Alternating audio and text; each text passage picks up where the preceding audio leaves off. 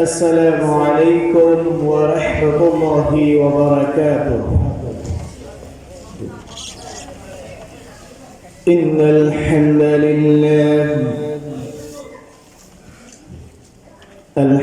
لله نحمده ونستعينه ونستغفره ونؤمن به ونتوكل عليه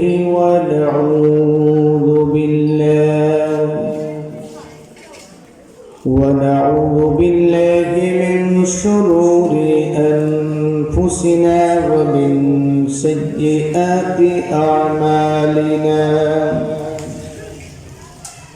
من يهد الله فلا مضل له ومن يضلله فلا هادي له.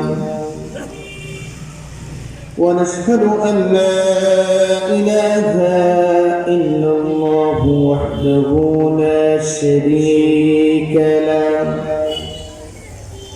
لا شبه له ولا شبيه له، لا مثل له ولا مثيل له. وهو الأحد الصمد لم يلد ولم يولد ولم يكن له كفوا أحد. ونشهد أن سيدنا ونبينا وأسوتنا وقدوتنا محمدا عبده ورسوله الذي أرسله بالحق بشيرا ونذيرا وداعيا إلى الله بإذنه وسراجا منيرا. أما بعد فأعوذ بالله من الشيطان الرجيم. بسم الله الرحمن الرحيم. ألهاكم التكاثر حتى زرتم المقابر. وقال سبحانه وتعالى في شان حبيبه مخبرا وآمرا: إن الله وملائكته يصلون على النبي يا أيها الذين آمنوا صلوا عليه وسلموا تسليما. জোরে সুরে মহব্বতের সাথে পড়ি আল্লাহুম্মা সাল্লি আলা সাইয়্যিদিনা মাওলানা মুহাম্মদ ওয়া আলা আলি সাইয়্যিদিনা মাওলানা মুহাম্মদ। আল্লাহুম্মা সাল্লি আলা সাইয়্যিদিনা মাওলানা মুহাম্মদ ওয়া আলা আলি সাইয়্যিদিনা মাওলানা। যে মানুষ মানুষের বেদনায়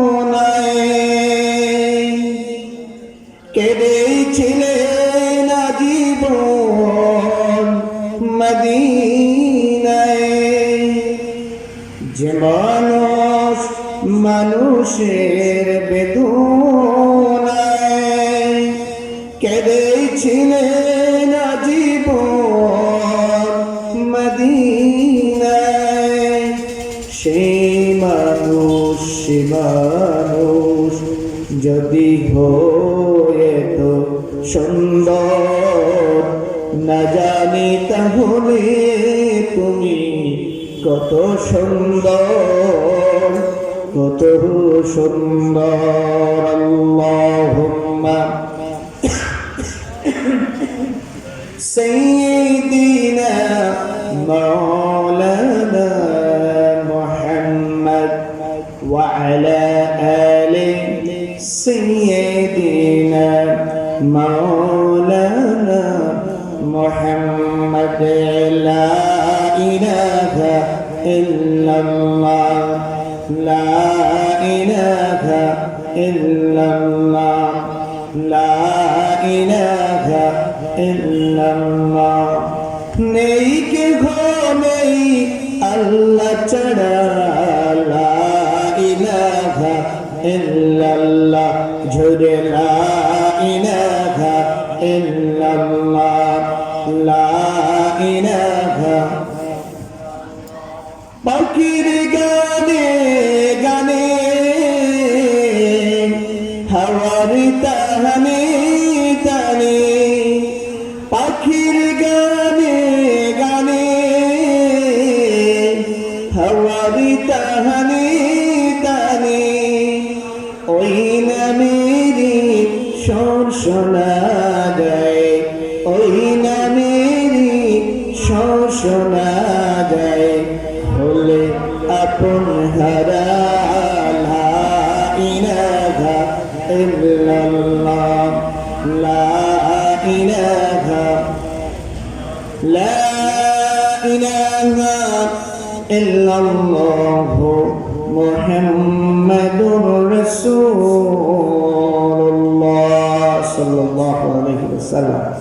সম্মানিত আজকের এই ঐতিহ্যবাহী সফরপুর হাফিজিয়া তাওয়াক্কুলিয়া দাখিল মাদ্রাসার উদ্যোগে আয়োজিত বার্ষিক ওয়াজ মাহফিলের এই অধিবেশনের পরম শ্রদ্ধাভাজন সভাপতি বিশিষ্ট আলেমে দ্বীন হযরত মাওলানা আবুল কালাম সাহেব, মঞ্চে উপবিষ্ট আলেমে দ্বীন হযরত মাওলানা নুরুস সামাদ সাহেব সহ উলামায়ে কেরাম, মুরব্বিয়ানে ইসলাম, যুবক ভাইয়েরা, স্কুল কলেজ মাদ্রাসার ছাত্র ভাইয়েরা, পর্দার আড়ালে শ্রদ্ধেয় সম্মানিতা মা এবং বোনেরা, আমরা সর্বপ্রথম সেই মহান মনিবের দরবারে নতজানু চিত্তে শুকরিয়া আদায় করছি যে মনিব আমাদেরকে মোবারক শাবান মাসের গুরুত্বপূর্ণ সময়ে আমাদেরকে এই দিনী মাদ্রাসার উদ্যোগে আয়োজিত কোরআনের এই মাহফিলে আল্লাহ তাআলা আসার বসার কথা বলা কথা শোনার সুযোগ করে দিয়েছেন। আমরা সেই আল্লাহ রাব্বুল আলামিনের দরবারে শুকরিয়া আদায় করছি। আমরা সবাই পড়ছি আলহামদুলিল্লাহ।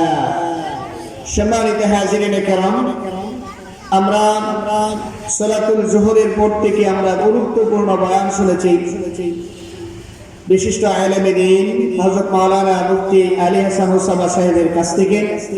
এরপরে কিছু সময় কথা রেখেছেন আমাদের এই বৃহত্তর সিলেটের কিছু সন্তান, দেশি বিদেশি যার সুনাম আছে, শাইখুল হাদিস হযরত মাওলানা আব্দুস সালাম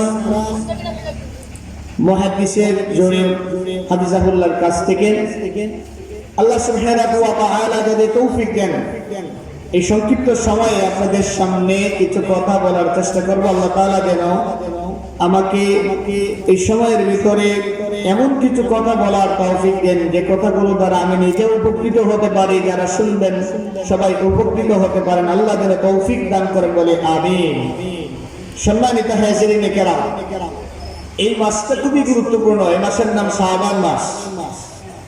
আল্লাহ রাসূল সাল্লাল্লাহু আলাইহি ওয়াসাল্লাম যখন এই রজব মাস আসতো, আল্লাহ রাসূল সাল্লাল্লাহু আলাইহি সাল্লাম রজব মাস থেকেই দোয়া করতেন, আল্লাহুম্মা বারিক লানা ফি রজব ওয়া শাবান ওয়া বাল্লিগনা রমাদান।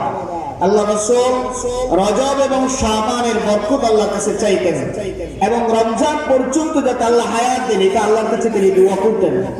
তো শাবান মাস অত্যন্ত গুরুত্বপূর্ণ। এই মাসে নিসফে শাবান, 15ই শাবানের রাত, এই রাতটাও খুবই গুরুত্বপূর্ণ। গুনাহ মাফির একটা সুযোগ বান্দার জন্য আছে। এই রাতকে কেন্দ্র করে আমাদের সমাজে আবার খুব বাড়াবাড়িও আছে, আবার আরেক পক্ষে ছাড়াছাড়িও আছে।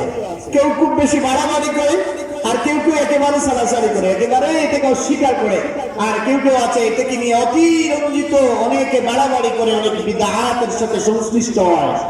কিন্তু সহিহ হাদিসগুলো দ্বারা বোঝা যায় যে এই রাতকে অস্বীকার করার কোনো সুযোগ নেই। নিসফে শাবান, 15 শাবানের রাত, এই রাতের ব্যাপারে নবী করিম সাল্লাল্লাহু আলাইহি ওয়াসাল্লাম থেকে সহিহ হাদিস এসেছে যে এই রাতে আল্লাহ তাআলা মানুষের জন্য একটা সাধারণ ক্ষমা ঘোষণা করেন। বলে সুবহানাল্লাহ। একটা সাধারণ ক্ষমা আল্লাহর পক্ষ থেকে বান্দাদের প্রতি। নবী করিম সাল্লাল্লাহু আলাইহি ওয়াসাল্লাম হাদিস শরীফে আল্লাহ রাসূল ইরশাদ করেন, ইন্নাল্লাহ তাবারাকা ওয়া তাআলা ইয়াত্তালিউ ইলা ইবাদিহি লাইলাতান নিসফি মিন শাবান ফায়াগফিরু লিখালকিহি কুল্লিহিম ইল্লাল মুশরিক ওয়াল মুশাহিদ। আল্লাহ রাসূল সাল্লাল্লাহু আলাইহি ওয়াসাল্লাম থেকে সহিহ সনদে যে হাদিসটি বর্ণিত হয়েছে, বিশুদ্ধ চিত্তে যেটাকে অধিকাংশ সবাই সহিহ হাদিস হিসেবে গণ্য করেছেন, যে আল্লাহ রাসূল বলেছেন নিশ্চয়ই নিসফে শাবানের রাতে আল্লাহ তাআলা কি করেন, ইয়াত্তালিউ ইলা ইবাদিহি লাইলাতান নিসফি মিন শাবান, বান্দার প্রতি আল্লাহ তাআলা তার দয়া নিয়ে তিনি হাজির হন এবং তিনি তার সমস্ত সৃষ্টিকে মাফ করে দেন। শুধুমাত্র 2 শ্রেণীর মানুষকে আল্লাহ তাআলা মাফ করেন না। কয় শ্রেণীর মানুষ? 2 শ্রেণীর মানুষ ছাড়া সবাইকে আল্লাহ তাআলা মাফ করে দেন। এক নম্বরে আল্লাহ রাসূল বললেন আল মুশরিক, যারা শিরক করে এদেরকে আল্লাহ তাআলা নিসফে শাবানের রাতে মাফ করেন না। 2 নম্বরে আল্লাহ রাসূল বললেন মুশাহিদ, যারা হিংসুক, এই হিংসুকদেরকে আল্লাহ সুবহানাহু ওয়া তাআলা মাফ করেন না। কয় শ্রেণীর মানুষকে মাফ করেন না?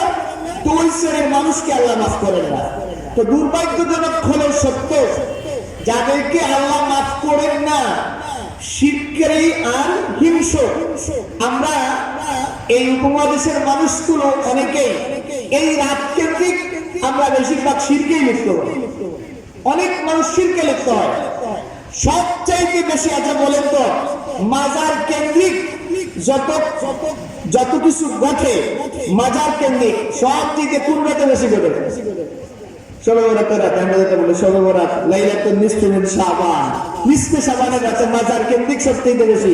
বাতি জ্বালানো, মাজারকে গোসল করানো, মাজারে সিজদা দেওয়া, মাজারে চাওয়া, এই সব কিছু বেশিরভাগ ঘটে কোন রাতে? নিসফে শাবানে। আর আল্লাহ রাসূল বলছেন যে আল্লাহ তাআলা বান্দাদেরকে, তার সৃষ্টিদেরকে সাধারণ ক্ষমা মাফ করে দেন। 2 শ্রেণীর মানুষকে মাফ করেন না। এক শ্রেণী হলো মুশরিক, আরেক শ্রেণী হচ্ছে মুশাহিদ, যারা হিংসুক। অথচ আমাদের অধিকাংশ মানুষগুলো এই রাতেই শিরকের মধ্যে লিপ্ত হয়। আল্লাহকে বাদ দিয়ে গায়রুল্লাহর কাছে চাওয়া, আল্লাহকে বাদ দিয়ে, যেমন আমরা অনেক মানুষ আছে দেখবেন যে মাজারে গিয়ে ছেলে চায়, মেয়ে চায়। ছেলে দেওয়ার মালিককে, মেয়ে দেওয়ার মালিককে, সন্তান দেওয়ার মালিককে আল্লাহ, পরীক্ষায় ভালো রেজাল্ট করানোর মালিককে আল্লাহ। কিন্তু আমরা অনেক মানুষ আছে মাজারে গিয়ে পরীক্ষা রেজাল্টের জন্য মাজারে গিয়ে সেজদা দেয়। সন্তান চায়, মাজারে সেজদা দেয়। মাজারে গিয়া শাহজালাল রাহমাতুল্লাহ আলাইহির কাছে বলে, বাবা আমার একটা ছেলে দাও, বাবা আমার একটা মেয়ে দাও, বাবা আমার একটা সন্তান দাও। তাইলে এই যে আল্লাহকে বাদ দিয়ে, আমার তো মাঝে মধ্যে মনে হয় যে আল্লাহ তাআলা যদি আবারও শাহজালাল ইয়ামানি রাহমাতুল্লাহ আলাইহিকে যদি জীবিত করতেন, তো তিনি এই দরবারে গিয়া গৌর গোবিন্দকে ধ্বংস করেছিলেন, এই দরবারে গিয়া সর্বপ্রথমে তার মাজার কেন্দ্রিক যারা শিরকের মধ্যে লিপ্ত, এদের সবগুলোর কল্লা তিনি সবাই প্রথম উড়িয়ে দিতেন। ঠিক কিনা বলেন? আসলে আমরা শাহজালাল রাহমাতুল্লাহ আলাইহির তিনি কেন এসেছিলেন, তার কি কাজ ছিল, তার কি মিশন ছিল, এটা আমরা জানি না। শাহজালাল ইয়ামানি রাহমাতুল্লাহ আলাইহি সুদূর ইয়ামান থেকে সিলেটে এসেছিলেন শিরককে বিলুপ্ত করার জন্য। ঠিক কিনা বলেন? অথচ আমরা এই মাজারগুলো থেকে শিরক করছি। তো শিরক থেকে মুক্ত থাকা লাগবে। 2 নম্বর কাজ হলো হিংসা। আজকে আমাদের মধ্যে হিংসা ব্যাপকভাবে ছড়িয়ে পড়ছে। হিংসার কারণে ভাইয়ে ভাইয়ের সম্পর্ক নাই, হিংসার কারণে ভাইয়ে বোনের সম্পর্ক নাই, হিংসার কারণে চাচা ভাতিজার সাথে সম্পর্ক নাই। আল্লাহ রাসূল সাল্লাল্লাহু আলাইহি ওয়াসাল্লাম বলেন হিংসা এমন যে হিয়াল খালিকা, এটা হচ্ছে উচ্ছেদকারী, এটা একেবারে মণ্ডনকারী। আল্লাহর নবী বললেন, আমি এটা বলছি না যে তোমাদের মাথার চুল মণ্ডনকারী, বরং হিংসা হচ্ছে এমন যে মানুষের আমলগুলোকে মণ্ডন করে দেয়, মানুষের আমলগুলোকে ধ্বংস করে দেয়। নাউযুবিল্লাহ। একটা মানুষ যদি হিংসায় লিপ্ত হয়, তার সমস্ত আমল বরবাদ হয়ে যায়। অন্য হাদিসে নবী করিম সাল্লাল্লাহু আলাইহি ওয়াসাল্লাম বলেন, হিংসার কারণে মানুষ অনেক সময় হিংসার কারণে মানুষ মানুষের সাথে সম্পর্ক ছেদ করে না? হিংসায় যখন লিপ্ত হয় তখন মানুষ একজনের সাথে আরেকজনের সম্পর্ক ছেদ হয়, যে দেখা যায় ভাই এই সম্পর্ক নাই। একটা কারণ কি, এক ভাই আগায় গেছে, আরেকজন সহ্য করতে পারছে না। এলাকার একজন এগিয়ে গেছে, আরেকজন সহ্য করতে পারছে না। এই যে হিংসা, এই হিংসার কারণে মানুষের মধ্যে এমন হয় শেষ পর্যন্ত একজনের চেহারা আরেকজন দেখতে পায় না। অথচ একজন মুমিনের জন্য আরেক মুমিনের সাথে সম্পর্ক ছেদ করে 3 দিনের বেশি সম্পর্ক ছেদ করে থাকা জায়েজ নাই, জায়েজ নাই। আল্লাহ নবী বলছেন, কেউ যদি পরস্পর যদি কোনো কারণে হিংসা বিদ্বেষের কারণে কোনো কারণে যদি তাদের পারস্পরিক সম্পর্ক ছেদ হয় আর এই 3 দিন ক্রস করে, তাহলে একজন আরেকজনকে সালাম দিবে। সালাম দেওয়ার মাধ্যমে তারা কি করবে? সম্পর্ককে বিনির্মাণ করবে। আল্লাহ নবী বললেন, সালাম দেওয়ার পরে যদি অপরজন জবাব না দেয়, যে সালাম দিল সে সম্পর্ক ছেদের গুনাহ থেকে সে বেঁচে যাবে। আর যে ব্যক্তি সম্পর্ক ছেদ হওয়ার পরে সালামের জবাব দিবে না, সে কিন্তু সম্পর্ক ছেদ করার গুনাহ নিয়ে বাড়ি ফিরে যাবে। আমরা হিংসার কারণে একজন আরেকজনকে দেখেন না, হিংসা কেমন হয়, যে হিংসার কারণে আমরা যদি কোনো কারণে আমার মতের বিপরীত হয়ে যায়, আমার সাথে যদি মতের মিল না থাকে, এই মানুষগুলোকে আমরা সমাজে কয়েকদিন 2 দিন আগে যদি আমার ভালো সম্পর্ক থাকে, একদিন পরে আমার হিংসার কারণে এই মানুষটাকে আর সহ্য করতে পারি না। আজকে দেখলেন আলী হাসান রোসানা সাহেব কি বললেন, যে কিসের কারণ? কারণটা কি? একটাই তো কারণ, তার সাথে এই যে হিংসা তৈরি হয়েছে, যে এই লোকটা এখন আমার সাথে আর নাই, হিংসা তৈরি হয়েছে। এগুলোর কারণে অনেকে কি করছে? সম্পর্ক ছেদ করে দিয়েছে। এই ধরনের হিংসুককে, মুশরিককে আল্লাহ সুবহানাহু ওয়া তাআলা এই নিষ্পে সামনে শাবান মাসের 15তম রজনীতেও আল্লাহ তাআলা মাফ করেন না। এই রাতে আপনি ইবাদত করবেন, এটা সব পার্সোনাল ইবাদত। এই রাত কেন্দ্রিক ইবাদতটা পার্সোনাল ইবাদত। আল্লাহর কাছে মাগফিরাত চাইবেন, আল্লাহর কাছে দোয়া করবেন, মা বাবার জন্য মাগফিরাতের জন্য দোয়া করবেন, এগুলো ইবাদত করবেন। এই ইবাদতে কাউকে নিরুৎসাহিত করবেন না। আমাদের কেউ আছে এই রাতটাকে অস্বীকার করে অনেক সময় মানুষকে ইবাদত থেকে নিরুৎসাহিত করা হয় না। এই রাতে রাসূল করিম সাল্লাল্লাহু আলাইহি ওয়াসাল্লাম থেকে যে হাদিসটি আপনাদের সামনে বললাম, বিশুদ্ধ সূত্রে রাসূলুল্লাহ সাল্লাল্লাহু আলাইহি ওয়াসাল্লাম যে হাদিসটি বর্ণিত আছে, আল্লাহ তাআলা এই দিন এই রাতে আল্লাহ তাআলা তার বান্দাদেরকে সাধারণ ক্ষমা ঘোষণা করেন। শুধুমাত্র 2 শ্রেণীর মানুষকে আল্লাহ মাফ করেন না। কয় শ্রেণীর মানুষকে? 2 শ্রেণী। 1 নম্বর হলো মুশরিক, আর 2 নম্বর হচ্ছে মুশরিক, যারা হিংসুক, এদেরকে আল্লাহ তাআলা মাফ করেন না। সালাত আদায় করেন, নামাজ পড়তে যাই আমাদের মামুনরা সহ অনেকে নামাজ পড়ার এই রাত কেন্দ্রিক আমার আছে 100 রাকাত নামাজের প্রতিযোগিতাও আছে। আমি ছোটকালে দেখেন 100 রাকাত নামাজ পড়ার জন্য রুকুর ঠিক নাই, সিজদার ঠিক নাই, কিছু ঠিক নাই, কিভাবে 100 রাকাত পড়া যায় এই প্রতিযোগিতা সমাজে আছে না ভাই? এইভাবে না, এই ধরনের 100 রাকাত নামাজ পড়ার কোনো বর্ণনা নেই, কোথাও নেই, কোনো হাদিসে নাই। আপনি যতটুকুন পারেন, আপনি 2 রাকাত, 4 রাকাত, 12 রাকাত, আপনি তাহাজ্জুদের সালাত, আপনি নফল সালাত আপনি পড়বেন ধীর স্থির ভাবে, লম্বা কিরাতে, লম্বা কিয়ামে আপনি সালাত আদায় করবেন, নামাজ পড়বেন। আরেকটা কাজ, আপনি আল্লাহর কাছে চাইবেন, দোয়া করবেন। এই রাত কেন্দ্রিক আমাদের আরো কিছু বিদআত সমাজে প্রচলিত আছে। এক সময় তো এই রাতকে বলা হইতো, এই মাসকেই বলা হইতো সেরাগের মাস, 32 শাহী বলা হইতো কিনা, 32 শাহ। আসলে এই বাতি জ্বালানো এটা মুসলমানদের কোন সংস্কৃতি না, এটা হিন্দুদের একটা পূজা, দেয়ালি পূজা থেকে এটা আমাদের সমাজের মধ্যে আসছে। এই ধরনের এই রাতে যদি কেউ বাতি জ্বালায়, তাহলে সওয়াব তো হবেই না, গুনাহ হবে। কি হবে? গুনাহ হবে। আপনি যদি মোমবাতি জ্বালান, আপনার এখন কারেন্টের বাতি আছে, মোমবাতি জ্বালানোর দরকার আছে? কোনো দরকার নাই। আপনি যদি মোমবাতি জ্বালান, তাহলে আপনি অপচয় করলেন। আর আল্লাহ কোরআনে বলছেন, ইন্নাল মুবাদ্দিরিনা কানু ইখওয়ানাশ শায়াতিন ওয়া কানা আশ-শাইতানু লিরাব্বিহি কাফুরা। যারা অপচয় করে এরা শয়তানের ভাই, আর শয়তান তার রব থেকে বিতাড়িত।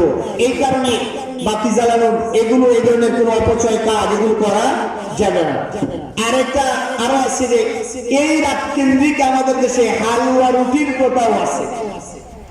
কিছু কিছু এখন উঠছে, অনেকটা উঠছে মানুষ একটু হালুয়া রুটি, এটার সাথে এই হালুয়া রুটির কোনো সম্পর্ক নাই। এই রাত কেন্দ্রিক আমরা দেখি শহরগুলোতে, আমাদের দেশে একটু কম হয়। ভারত পাকিস্তানের খুব ব্যাপকভাবে আতশবাজি চলে। এই আতশবাজি করা, এই রাতের যে মাহাত্ম্য, এই রাতের যে মর্যাদা, এই মর্যাদার বিপরীত কাজ, এই কাজগুলো করা যাবে না। এই রাত কেন্দ্রিক পার্সোনাল আমরা ইবাদত করবো। তো আমরা এই গুরুত্বপূর্ণ মাসে আমরা এখানে একত্রিত হয়েছি। আল্লাহ তাআলা যেন আমাদেরকে এই মাহফিল থেকে আমাদেরকে যেন আল্লাহ তাআলা সহি জ্ঞান নিয়ে আমল করতে পারে, এমন জ্ঞান যেন অর্জন করার তৌফিক দেন বলে আমিন।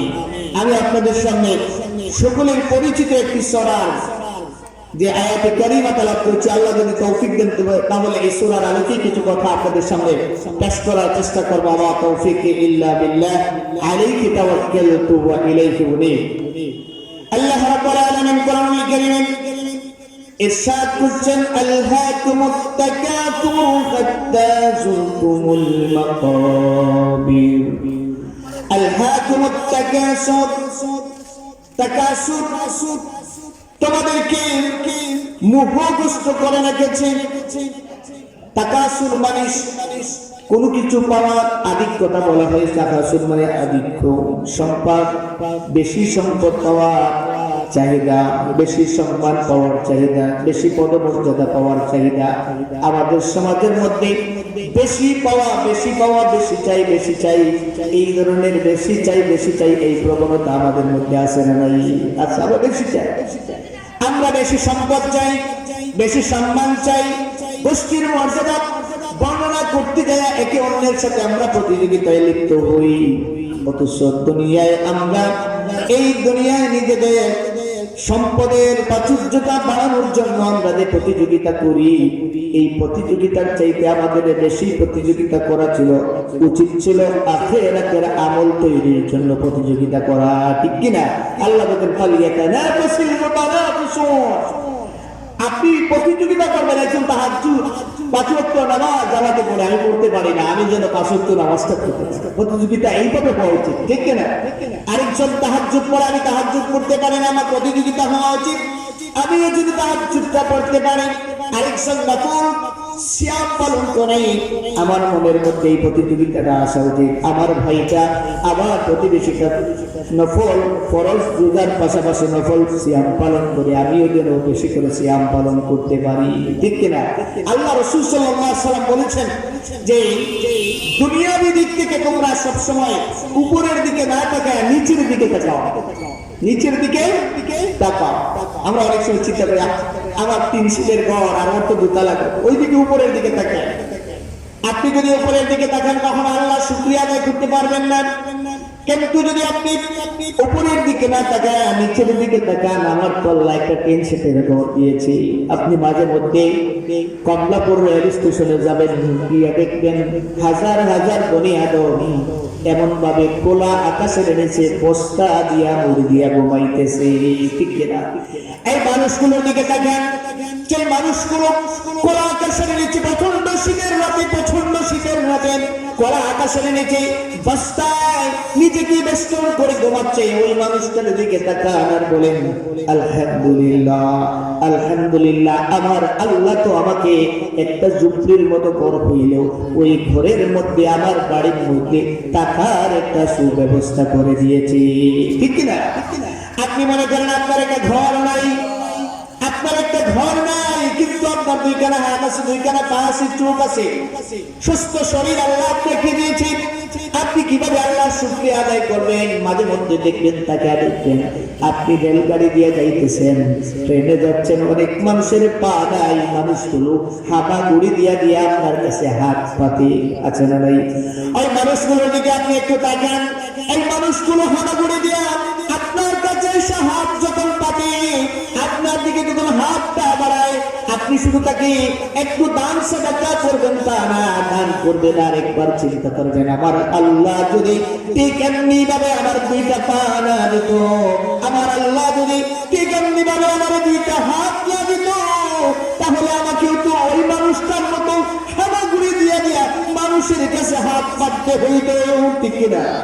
শুকরিয়া আদায় করবেন। আল্লাহ ডানে বামে যেই দিকে তাকাইবেন ওই নিয়ামতগুলোর কথা দেখার পরে আপনার জবান থেকে আল্লাহর শুকরিয়া ছাড়া আর কিছুই বের হবে না, ঠিক কিনা?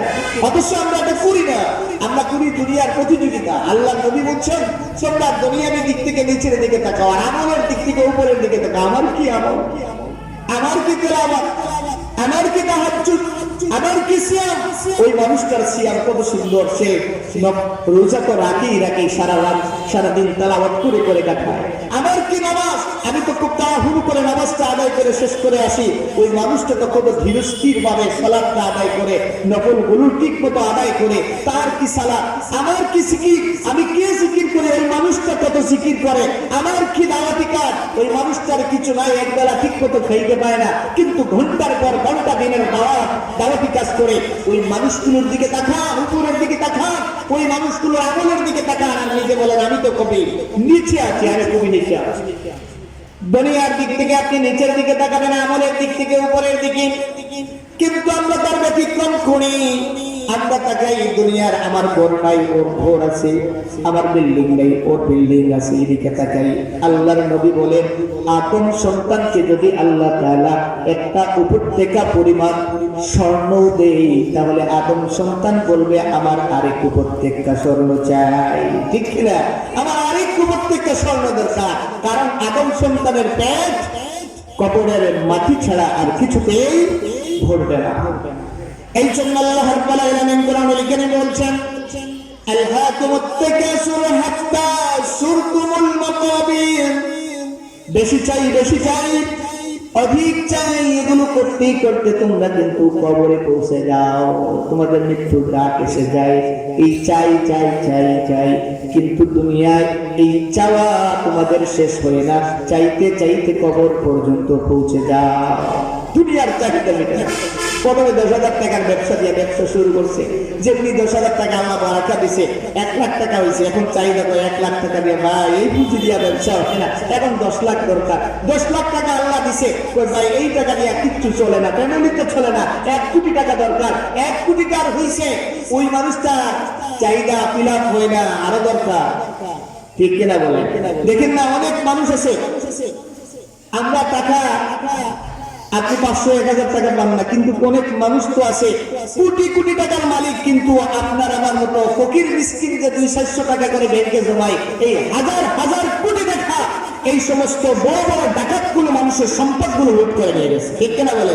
এরা তো সমাজের আমার নেতা হওয়ার জন্য মানুষের সামনে দাঁড়ায়, হাজার হাজার কোটি টাকা, কোটি কোটি টাকা জনগণের সম্পদ আত্মসাৎ করে। ব্যাংকে অনেক সময় এখন চেক দিলে চেক রিডিউস করে দেয়, টাকা নাই ব্যাংকে, কিন্তু এই বড় বড় ডনকুবেররা মানুষের টাকাগুলো নিয়ে ব্যবসা ঠিকই করছে, দিব্যি ব্যবসা চালাচ্ছে, ব্যাংকের টাকা দিচ্ছে না, ব্যাংক থেকে দিচ্ছে। তাদের চাহিদা কোনোদিন শেষ হয় না, শেষ হয় না। দুনিয়ার টাকার চাহিদা পুরাবে না, পদের চাহিদা পুরাবে না। দুনিয়ায় চাইতে অসুবিধা না, আপনার এমন ভাবে চাইতে হবে যে হারাম যেন না জড়ায়, হারামের মধ্যে যেন না জড়ায়। এই চাওয়ার জন্য আপনাকে আল্লাহর জিকির থেকে গাফিল না করে। এই জন্য আল্লাহ রাব্বুল আলামিন কোরআনুল কারীমের সূরাতুল মুনাফিকুনের মধ্যে রাব্বুল আলামিন বলেন, ইয়া আইয়ুহাল্লাযীনা আমানু লা তুলহিকুম আমওয়ালুকুম ওয়ালা আওলাদুকুম আন যিকরিল্লাহ ওয়া মান ইয়াফআল যালিকা ফাউলাইকা হুমুল খাসিরুন। আল্লাহ বলেন, ও ঈমানদারেরা, ইয়া আইয়ুহাল্লাযীনা আমানু লা তুলহিকুম আমওয়ালুকুম ওয়ালা আওলাদুকুম আন যিকরিল্লাহ। তোমাদেরকে দুনিয়ার ধন সম্পদ সন্তান সন্ততি এগুলো যেন আল্লাহর জিকির থেকে তোমাদেরকে গাফেল করে না দেয়। দুনিয়ার সম্পদ, সন্তান, অনেকে সন্তানের ভবিষ্যৎ গড়ার জন্য বাইয়ের জায়গা আত্মসাৎ করে, আছে না? গুণের জায়গা আত্মসাৎ করে, অনেক আরেকজনের সম্পদ লুট করে। আরেকটা গরিব মানুষ তার বৈধ চাকরিটা পাইব, কিন্তু ওই মানুষটারে বৈধ চাকরিটা দিতে দেয়, তার জায়গা বিক্রি করিয়া তারা লাখ লাখ টাকা দেওয়া লাগে। হিসাব করে ওই ঘুষখোরটা চিন্তা করে, আমার এই মাসে 5 লাখ টাকা দরকার, আমার ছেলের মেডিকেলের টাকা দেবে, আমার ছেলে ইঞ্জিনিয়ারিং নিয়ে কোন টাকা দেবো, তার নিজের ছেলেটার ভবিষ্যৎ করার জন্য আরেকজনের ভিটামাটি শেষ করে, আছে না নাই? আল্লাহ বলছেন ইয়া আইয়ুহাল্লাযীনা আমানু লা তুলহিকুম আমওয়ালুকুম ওয়ালা আওলাদুকুম আন যিকরিল্লাহ। হে ঈমানদারেরা, তোমাদেরকে যেন দুনিয়ার ধন সম্পদ সন্তান সন্ততি এগুলো যেন আল্লাহর জিকির থেকে গাফিল করে না দেয়। আমরা তো জিকির বলতে মনে করি সুবহানাল্লাহ, আলহামদুলিল্লাহ, আল্লাহু আকবার, এটা আসল জিকির, এটা জিকির মৌখিক জিকির। সবচেয়ে বড় জিকির হলো হারামকে বর্জন করা, আল্লাহর নির্দেশ আদেশগুলোকে পালন করা। আপনি আমাদের সমাজে অনেক মানুষ তো আছে, দেখবেন এক হাত দিয়ে তসবিহ টেকে সুবহানাল্লাহ সুবহানাল্লাহ, আর হিসাব করে ফজরের পরে আমি আজকে এই যে 10 লাখ টাকা সুদের মধ্যে ইনভেস্ট করছিলাম, কোন মাসে কে কিস্তি টাকা দেব, কে কত সুদের টাকা এই মাসে দিব, কেমনে এই মাস চলবে, এই ধরনের হিসাবও তো করে, আছে না ভাই? তার এই সুবহানাল্লাহ সুবহানাল্লাহ পড়ার চাইতে সুদটা বর্জন করা আসল জিকির। সুবহানাল্লাহ না পড়লে সে জাহান্নামে যাবে না, কিন্তু সুদ খাইলে জাহান্নামে যাবে।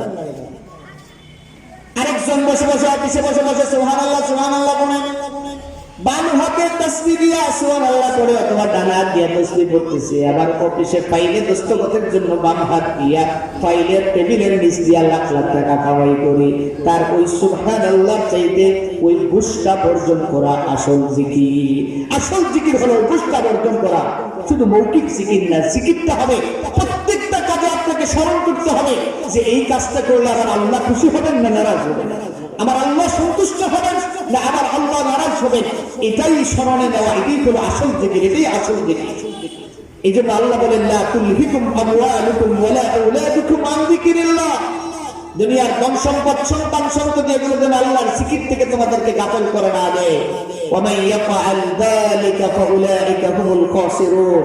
আল্লাহ বলেন যাদেরকে দুনিয়ার ধন সম্পদ বেশি টাকা দেয়, সন্তান সন্ততি এগুলোর কারণে নামাজ নাই, হালাল হারামের তুয়াক্কা নাই, কোরআনের বিধানের অনুকরণ নাই, এগুলো বাদ দিয়া দুনিয়া করে ব্যস্ত, এরা দুনিয়াতেও ক্ষতিগ্রস্ত, আখিরাতেও ক্ষতিগ্রস্ত। টাকা জমাইয়া বাড়ি বিল্ডিং বানাইছে, শেষ বয়সে এমনও আছে কোটি কোটি টাকা হারাম উপায়ে কামাইয়া বিল্ডিং বানাইছে, কিন্তু দেখা যায় শেষ বয়সে ওই বিটার মধ্যে ওই বিল্ডিং এর মধ্যে বাপের টাকারও জায়গা হয়, বাপের টাকারও জায়গা হয় না, ঘর থেকে বের করে দেয়। দুনিয়ায় এখন সোশ্যাল মিডিয়া থেকে অসংখ্য ভিডিও ভাইরাল যে বাবা কোটি কোটি টাকা কষ্ট করে বিল্ডিং বানাইছে, এখন তার সন্তানগুলো বিল্ডিং থেকে তাকে বের করে দিচ্ছে।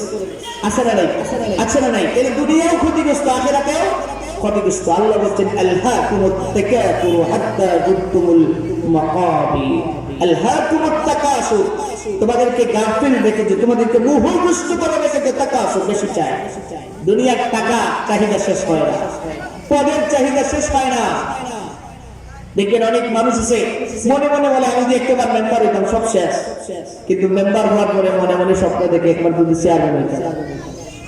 হ্যাঁ, একবার চেয়ারম্যান হওয়ার পরে আবার স্বপ্ন দেখে চেয়ারম্যান তো হইলাম, দেখি উপজেলা চেয়ারম্যান হওয়া যায় কিনা, আবার উপজেলা চেয়ারম্যান হওয়ার পরে চাহিদা শেষ হয় না, মনে মনে স্বপ্ন দেখে একবার এমপি হওয়া যায় কিনা। এমপি হইলে পরে স্বপ্ন চাহিদা তার শেষ হয় না, এবার চিন্তা করে একটা বারের জন্য যদি মন্ত্রী হইতে পারতাম জীবনটা সার্থক হইত।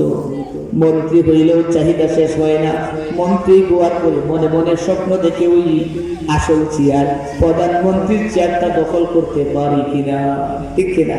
হ্যাঁ, ওই চেয়ারে গিয়া মনে মনে চিন্তা করে, অনেক তো আছে ওই চেয়ারে যাওয়ার পরে বসার পরে এই চেয়ার আর ছাড়তে চায় না, এখন হাজার হাজার ছাত্র মারো, শ্রমিক মারো, সব মারিয়ে চেক করো, চেয়ার ঠিক রাখা চাই। কিন্তু আল্লাহ যদি ধরে, আল্লাহ চাইলে উড়াইয়া দিতে, শেষ করে দিতে, আল্লাহ চাইলে ওই জায়গায় টিকিয়ে থাকতে কেউ পারে না, ঠিক কিনা বলেন? আল্লাহ যখন ধ্বংস লিখে রাখে ওই জায়গায় কেউ টিকে থাকতে পারে না। দুনিয়ার সম্পদের চাহিদা, পদের চাহিদা কোনোদিন মিটে না। এই পদের চাহিদা এমন যে একটা মানুষ শুধুমাত্র ক্ষমতার লোভে একটা মানুষকে হত্যা করতেও দ্বিধাবোধ করে না, ঠিক কিনা বলেন? চেয়ার টানাটানি নিয়ে মারামারি করে, গতকালকে দেখছেন না, চেয়ারে বসা নিয়ে একটু নিজেদের পদ পদবি, একটু নিজেদের সম্মান, এইগুলো নিয়ে চেয়ার টানাটানি করে একটা মানুষকে কুপিয়ে শেষ করে দেওয়া। গতকাল হইল না? এই যে কেন হলো, এটা কিসের জন্য? এই টাকা আসুক আমার পদটা আমার দখলে নেওয়ার জন্য। প্রতিপক্ষকে শেষ করতেও আমরা কি করি না? দ্বিধাবোধ করি না। আমার প্রতিপক্ষ যে দাঁড়াইছে তাকে দুনিয়া থেকে খতম করতেও দ্বিধাবোধ করি না। আল্লাহ রাব্বুল আলামিন বলেন হাত্তা শুরতুমুল মাকাবির, যা কিছু করো না কেন তোমাকে কিন্তু কবর কিন্তু তোমাকে ডাকতেছে। কবর ছাড়া, কবরের মাটি ছাড়া আর কোনো কিছুতেই আল্লাহর নবী বললেন আদম সন্তানের মুখ কিছুতে ভরবে না। যা কিছু করো না কেন কবরে একদিন যাওয়াই লাগবে না? এই কবরে যাওয়াই লাগবে। এই কবর প্রতিদিন মানুষকে ডাকছে, বান্দা আমি পোকামাকড়ের ঘর, আমি অন্ধকার ঘর, আমার কাছে আমল ছাড়া আসো। আমার কাছে যদি আমল ছাড়া আসো, ফাসিকি নিয়ে, কুফরি নিয়ে, শিরকি নিয়ে, নেফাকি নিয়ে, তাহলে আমি তোমাকে এমন চাপ দেব তোমার এক পাঁজরের হাত দিয়ে আরেক পাঁজরের ঢুকে যাবে। এই কবর কিন্তু খুবই মারাত্মক। এই জন্য হযরত ওসমান ইবনে আফফান রাদিয়াল্লাহু তাআলা আনহু কবরের কিনারায় যখন দাঁড়াতেন, কবরের পাশে যখন দাঁড়াতেন, ওজর নয়নে তিনি কাঁদতেন। তাকে জিজ্ঞেস করা হতো, আমিরুল মুমিনিন, আপনি তো জান্নাত জাহান্নামের আলোচনা শুনলে এত কাঁদেন না, আপনি জান্নাত জাহান্নামের আলোচনা শুনলে এত কাঁদেন না, কিন্তু আপনি কবরের পাশে দাঁড়ালে এত ওজর নয়নে কাঁদেন। কাঁদতে কাঁদতে আপনার দাড়ি মোবারক ভিজে যায়, তার কারণটা কি? হযরত ওসমান রাদিয়াল্লাহু তাআলা বলেন, বাইরে আল্লাহর নবী বলেছেন এই কবরটা হচ্ছে আউয়ালু মানজিলুম মিন মানাজিলিল আখিরা, আখিরাতের মঞ্জিলগুলোর মধ্যে থেকে প্রথম মঞ্জিল হচ্ছে এই কবর। এই কবরে যদি কোনো মানুষ নাজাত পেয়ে যায়, এই কবরে যদি কোনো মানুষ আটকা না পড়ে, তাহলে মানুষটা বাকি গাছগুলোতে উদ্ধার পেয়ে যাবে। আর যদি কোনো মানুষ এই কবরে আটকা পড়ে যায়, মুক্তি না পায়, তাহলে তার জন্য পরবর্তী কাজগুলো আরো কঠিন হবে, আরো কঠিন হবে। যার কারণে আমার কাছে এই কবরটাই আসল মনে হয়। কবরের আযাব থেকে যদি মুক্তি পেয়ে যাই, তাহলে বাকি কাজগুলোতে আযাব থেকে মুক্তি পাওয়া আমার পক্ষেই সম্ভব।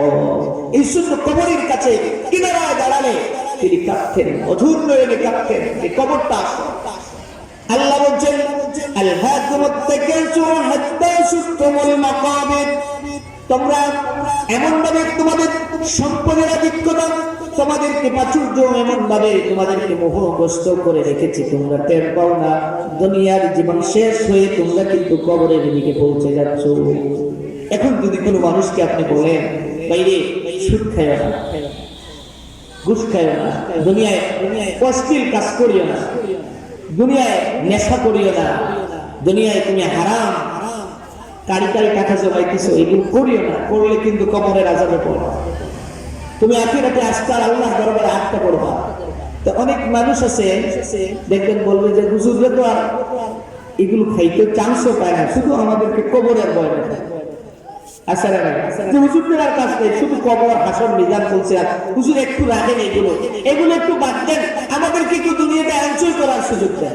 হুজুররা এই কথা বলে বলে দুনিয়াটা আমাদেরকে একটু এনজয় করার সুযোগ দেন, একটু সুযোগ দেন। আল্লাহ বলছেন, কাল্লা সাউফা তা'লামুন সুম্মা কাল্লা সাউফা তা'লামুন, বান্দা এখনো টের পাচ্ছে না, টান পড়বে তোমার, টান যখন পড়বে টের পাইবা, জানতে পারবা, ওই দিন আর কিছুই করার সুযোগ তোমার থাকবে না।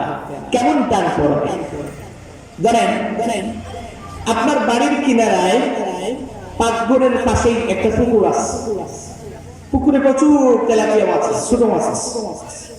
এখন আপনি আপনার ছেলের বউ সকালবেলা বলছে যে, তার শাশুড়িকে ছেলের বউ বলছে যে, মা আজকে তো সকালবেলা রান্না করার কিছুই নাই, তাহলে সকালে কি রান্না করবে? তো শাশুড়ি তার ছেলের বউকে বলছে, বৌমা এক কাজ করো, তুমি পেঁয়াজ কাটো, তুমি রসুন বাটো, তুমি সবকিছু রেডি করো, আমি ওই পুকুরে যাইতেছি, পুকুরে গিয়েই বড়শি দিয়া মাছ করতেছি, তাইলেই আমরা সকালবেলা আমাদের চলে যাবে। আগেকার দিনে অনেক সময় এগুলো করতো না মাছ। এইবার বৃদ্ধা মহিলা শাশুড়িটা বড়শি নিয়ে পুকুরে গিয়েছে। পুকুরে যখন বড়শিটা ছেড়েছে, বড়শিটা ছাড়ার পরে ছোট্ট ছোট্ট তেলাপিয়া গুলো পুঁটি ট্যাংরা গুলো ওই বড়শির চতুর্পার্শ্বে এসে চক্কর দিচ্ছে, আর আস্তে করে ঢুকা দেয়, কুমঠা দেয়, বলে খুব মজা। এইবার বড় একটা মাছ এসে বলছে, ও তেলাপিয়া মাছেরা, ও ট্যাংরা মাছেরা, ও শিং মাছেরা, সাবধান তোমরা ওই খাবারটা খেও না। ওই খাবারটা যদি খাও, খাইলে পরে তোমাদের গলার মধ্যে বড়শি লেগে যাবে। কি লেগে যাবে? বড়শি লেগে যাবে। এইবার ছোট্ট ট্যাংরা পুটি সেই মাছগুলো ওই খাবারের দিকে তাকায়, কোনটা দেয় বলে খুব মজাদার খাবার, কিন্তু আমরা তো বর্ষি দেখে না, তার বর্ষি বিশ্বাস হয় না বলে ওই খাবারটা যদি গিলার পরে যখনই টান দিবা শীত দিবে বিদ্যা মহিলা আর গিয়া পড়বা পুকুরের পাড়ে, তারপরে পুকুরের পাড়ে যখন পড়বা তার ছেলের বউ তা নিয়া সাই নিয়া এসে তোমার শরীরে সাই লাগাবে, তোমাকে শোভাবে, ফিস ফিস করবে, তেলে বাজিয়া খাবে, তোমার জীবনটা বরবাদ হয়ে যাবে। সাবধান সাবধান, এই খাবারটা খেও না। ছোট্ট মাছগুলো আস্তে করে খোঁটা দেওয়ার মনে এই খাবারটা তো খুবই মজাদার খাবার। আমরা তো বর্ষিকাও দেখি না, আমরা তো ওই বিদ্যা মহিলাও দেখি না, আমরা ছেলের বউকেও দেখি না, বিশ্বাস তার হয় না। কিন্তু বিশ্বাস না হওয়ার কারণে যখনই আস্তে করে বর্ষির খাবারটা গিলে ফেলে সাথে সাথে চিন্তা করে তার গলায় যেন কি আটকে গেছে। এইবার ছোট্ট মাছটা বড় মাছকে বলে, ও ভাই তুমিরা বলছিলাম এই খাবারটা গিললে পরে আমার গলার মধ্যে বর্ষি লেগে যাবে, আমার তো মনে হয় আমার গলায় কি আটকে গেছে। বলে ভাই ছোট্ট মাছ রে, টান দিয়া বের হলো, বের হতে না পারি সিপ দিয়া পারে গেলে আর বাঁচার উপায় নাই। টান দিয়া বের হইতে চায় বলে টান দিলে তো কষ্ট লাগে, আবার গলা সিলে যাবে, রক্ত বের হবে বলে রক্তও যদি বের হয় তারপরে ওই জায়গা থেকে বের হওয়ার চেষ্টা কর। আজকে যে মদের মধ্যে ডুবে গেছে তাকে যদি মদের বিরুদ্ধে ওয়াজ করেন বের হয়ে আসা তার জন্য ঠিক এমনি কষ্টের কারণ হয়। আজকে যে সুদের মধ্যে ডুবে গেছে তাকে আজকে যদি সুদ থেকে বের হয়ে আসতে বলেন তাকে ওই সুদ থেকে বের হয়ে আসাটা বড় কষ্টের কারণ হয়। আজকে যেই ব্যক্তি ঘুষের মধ্যে ডুবে গেছে ওই মানুষটাকে যদি ঘুষ থেকে বের হওয়ার জন্য বলেন তার জন্য কষ্টের কারণ হয়। আজকে যেই মানুষগুলো এমনি ভাবে জুলমের মধ্যে লিপ্ত হয়েছে, আল্লাহদ্রোহী কাজে লিপ্ত হয়েছে, দুনিয়ার লোভ লালসা বিচ্ছতাটাকে পেয়ে বসেছে, এই মানুষগুলোকে যদি বলেন ভাই কবরকে বই করো, হাসরের মিজান বই করো, ওই জায়গা থেকে বের হয়ে আসতে তার কষ্ট হয়। কবর বিশ্বাস হয় না, হাসরে বিশ্বাস হয় না, মিজান বিশ্বাস হয় না, কিন্তু একদিন যেমনি ভাবে ওই বর্ষিটা গলায় লাগার পর ছোট্ট মাস্টার বিশ্বাস হয়, ঠিক তেমনি ভাবে প্রত্যেকটা মানুষের একদিন ওই বর্ষিটা গলায় লেগে যাবে, গলায় লেগে যাবে, টান যেদিন পড়বি আর কিচ্ছু করার থাকবে না। আল্লাহ বলেন কাল্লা সাউফা তা'লামুন সুম্মা কাল্লা সাউফা তা'লামুন কাল্লা লাউ তা'লামুনা ইলমাল ইয়াকিন। ইলমে ইয়াকিন দ্বারা জানতে, ইয়াকিন তিন প্রকার, ইলমুল ইয়াকিন, আইনুল ইয়াকিন, হাক্কুল ইয়াকিন। আপনি আমি আচ্ছা জান্নাত আমরা দেখছি, আমরা দেখছি কেউ দেখি নাই, জাহান্নাম দেখছি দেখি নাই, আমরা আল্লাহ দেখছি দেখি নাই। আমাদের এই ইলমটা এসেছে প্রত্যেকে, আল্লাহ রাসূল বলেছেন আমরা জেনেছি, এটা ইলমুল ইয়াকিন। এই যে জান্নাত জাহান্নাম কবরের আযাব নিজাম ফুলসিরাত হাসর, এই বিশ্বাসগুলো আমাদের ইলমে ইয়াকিন, ইলম দ্বারা আমাদের এই ইয়াকিনটা তৈরি হয়েছে। আমরা সব বিশ্বাস করি, যারা বিশ্বাস করে না তাদের ওই ইলমে ইয়াকিনটা নাই, ইলমে ইয়াকিনটা নাই। কিন্তু পরবর্তী আইনুল ইয়াকিন, হাক্কুল ইয়াকিনের পর্যায়ে যাওয়ার পরে ব্যক্তরার কোন মানুষের সুযোগ না। আল্লাহ নবী তো বলেন অনেক মানুষ যখন ময়দানে মাহশরে হাজির হবে ওই মানুষগুলো আল্লাহর কাছে বলবে আল্লাহ একটাবারের জন্য চান্স দাও, গোটা জিন্দেগির মধ্যে এক মুহূর্ত তোমার ইবাদত ছাড়া আর কিছুই করবো না, তোমার ইবাদত ছাড়া কিছুই করবো না, শুধুই তোমার ইবাদত করবো, শুধুই তোমার ইবাদত করবো। চান্স আছে, চান্স আছে আর চান্স নাই, ব্যক্তরা চান্স নেয়। এই কারণে আপনি যে ইলমটা আমাদের মধ্যে তৈরি হচ্ছে, এই যে ইলম, এই যে জ্ঞান, এই জ্ঞানের ভিত্তিতেই আমাদেরকে চেঞ্জ করতে হবে, পরিবর্তন করতে হবে। এটা যদি না হয় তাহলে আপনার আমার জন্য পরবর্তী আর কোনো চান্স নেই। আল্লাহ রাব্বুল আলামিন বলেন কাল্লা সাউফা তা'লামুন সুম্মা কাল্লা সাউফা তা'লামুন কাল্লা লাউ তা'লামুনা ইলমাল ইয়াকিন লাতারাকুনাল জাহিম। জাহান্নাম কিন্তু চাক্ষুষ দেখবা, সেই জাহান্নাম দেখবা, সেদিন বিশ্বাস হবে, কিন্তু ওই দিন তোমার আর কিছুই করার থাকবে না।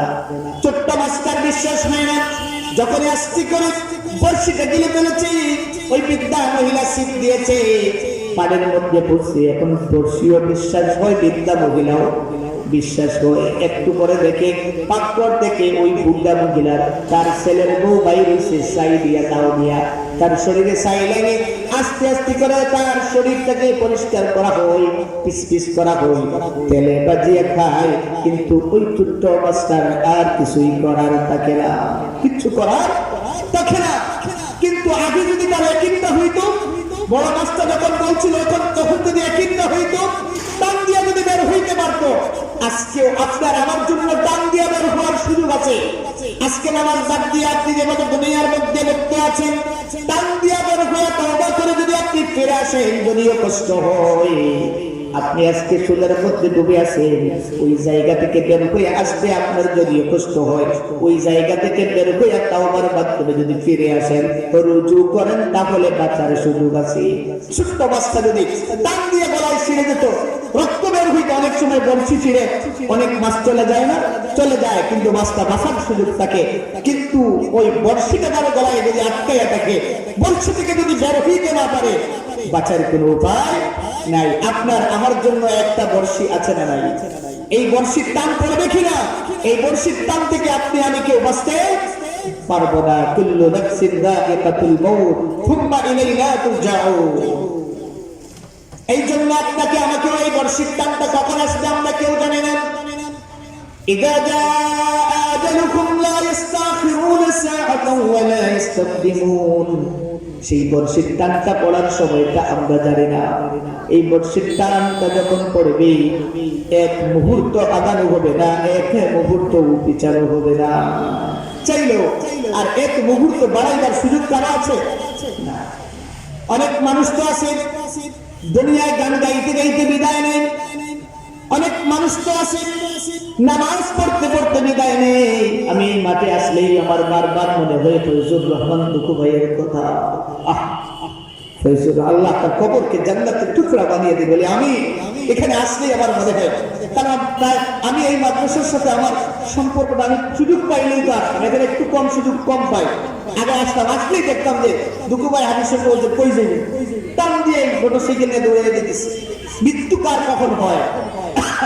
ফয়জুর রহমান দুঃখু ভাই নামাজের তো অবস্থায় গেল, আল্লাহ যেন আমাদেরকেও নামাজের হালতে এমন মৌত দেয় বলে আমিন আমিন আমিন। আল্লাহ আমাদের এমন মৌত দেয়, কখন টান পড়ে জানি না, হয় নামাজের শুরুতে। আপনি নেশা করতেছেন, আপনার নেশা খাওয়া অবস্থায় মৃত্যু হইতে পারে না। আপনি জানা করতেছেন, জানারত অবস্থায় আপনার মৃত্যু হইতে পারে না। আপনি হারাম কাজের মধ্যে আছেন, হারাম কাজের অবস্থায় আপনার মৃত্যু হইতে পারে না। আপনি ঘুষ খাইতেছেন, ঘুষ খাওয়া অবস্থায় আপনার মৃত্যু হইতে পারে না। আপনার মৃত্যুর সময় যখন আসবে, এক মিনিট আগানো হবে না, এক মুহূর্ত আগানো হবে না, এক মুহূর্ত পিছানো হবে না। এই জন্য মৃত্যুর সময় কখন আছে আমরা কেউ জানি না। প্রতিটা মুহূর্তে কৃপা, সবসময় প্রস্তুত থাকতে হবে, এখনই মনে হয় আমার মৃত্যু। এই জন্য নামাজে আমার খুশু হয় না, খুশু হয় না। নামাজটা যদি আমার একাত্মতা সেটা আমার নামাজ আদায় করতে হয়, মনে করতে হবে আজকের মাগরিবটাই জীবনের শেষ মাগরিব, আজকের ঈশাটাই আমার জীবনের শেষ ঈশা, আজকের ফজরটাই আমার শেষ ফজর, আজকের জোহরটাই আমার শেষ ফজর, আজকের মাহফিলটাই জীবনের শেষ মাহফিল। হয়তো তাওয়াক্কুলিয়া মাদ্রাসার আরেকটা মাহফিল জীবনে পাবো না। কত মানুষ তো গত বছরে ছিলেন, আজকে তো অনেকেই নেই। কত মানুষ ছিলেন না, কত মানুষ হয়তো এমনও ছিলেন এই মাহফিলে গত বছর ছিলেন, আজকে নাই। তাহলে আমি যে আগামী বছরের মাহফিলে থাকতে পারবো গ্যারান্টি আছে? নেই। এই জন্য আমাদেরকে সবসময় যদি চিন্তা হয় এটাই আমার জীবনের শেষ বালকা। এই জন্য আল্লাহ রাব্বুল আলামিন বলেন, লাতারাউন্নাল জাহিমা তুম্মা লাতারাউন্নাহা আইনাল ইয়াকিন, চাক্ষুষ দেখবা, তুম্মা লাতুসআলুন্না ইয়াওমা ইদিন আনিন নাঈম। বান্দা, এই সব কিছু তোমার যখন সমাপ্তি ঘটবে, আল্লাহ রাব্বুল আলামিন বলেন তোমাকে যত নিয়ামত আল্লাহ দিয়েছেন, সমস্ত নিয়ামতের ব্যাপারে আল্লাহ সুবহানাহু ওয়া তাআলা জিজ্ঞাসাবাদ করবেন। আল্লাহ যদি জিজ্ঞেস করে তোমাকে দুইটা হাত দিলাম কি করেছো, আল্লাহ যদি জিজ্ঞেস করে তোমাকে দুইটা চোখ দিলাম তুমি কি করেছো, এই চোখ দিয়ে তুমি তাকাইবার সময় খেয়াল করেছো কি হালাল হারাম বাঁচিয়ে চলছো কিনা? আমি যে তোমাকে কান দিলাম, কান দিয়ে কি শুনছো? ইন্নাস সামআ ওয়াল বাসারা ওয়াল ফুআদা কুল্লুন উলাইকা কানা আনহু মাসউলা। চোখ, কান, হৃদয়, এগুলো সবগুলোর ব্যাপারে আল্লাহর কাছে জবাব দেওয়া লাগবে। চোখের মর্যাদা বুঝছি না, যার চোখ নাই তার কাছে গিয়ে জিজ্ঞেস করেন ভাই চোখের দাম কত, সে বলবে গোটা দুনিয়ার দাম একদিকে আর চোখের দাম একদিকে। ঠিক না? যে ব্যক্তি কথা বলতে জানে না ওই মানুষকে আপনি জিজ্ঞাসা করেন, সে বলবে এই দুনিয়ার কোনো দাম নাই। আরে ভাই, সবচেয়ে বড় দাম হলো কথা বলা। যে ব্যক্তি কানে শুনে না ও বলে ভাই দুনিয়ার সৌন্দর্য সুর লহরী কিছুই তো শুনি না, দুনিয়ার সবচাইতে দামি জিনিস হলো কান দিয়ে শুনতে পারা। একটা হাত যার, দুইটা হাত যার নাই, বলবে আমার কোটি টাকার সম্পত্তি সব দিয়ে দেবো আমার যদি দুইটা হাত ভালো হয়ে যায়। আছে না? আজান হয়ে গেছে। আল্লাহ তাআলা নিয়ামতের শুকরিয়া আদায় করার তৌফিক দিন আমাদেরকে, এই সূরা আমাদেরকে আয়ত্ত করে এর শিক্ষা অর্জন করার তৌফিক দিন। আমিন। ওয়া আখিরু দাওয়ানা আলহামদুলিল্লাহি রাব্বিল আলামিন। আসসালামু আলাইকুম ওয়া রাহমাতুল্লাহ।